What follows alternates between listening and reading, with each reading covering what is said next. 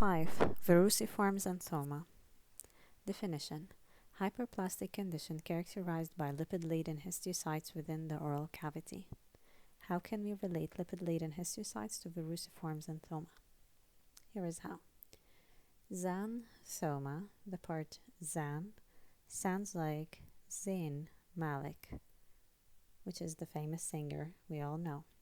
Now, Zayn Malik is characterized by someone who's always with him. He's characterized by his lipid lady, which is Gigi Hadid. Okay? Now, his stands for histiocyte, and lipid lady stands for lipid-laden. So, xanthoma, Zayn Malik comes with his lipid lady, histiocyte, and lipid-laden. All right?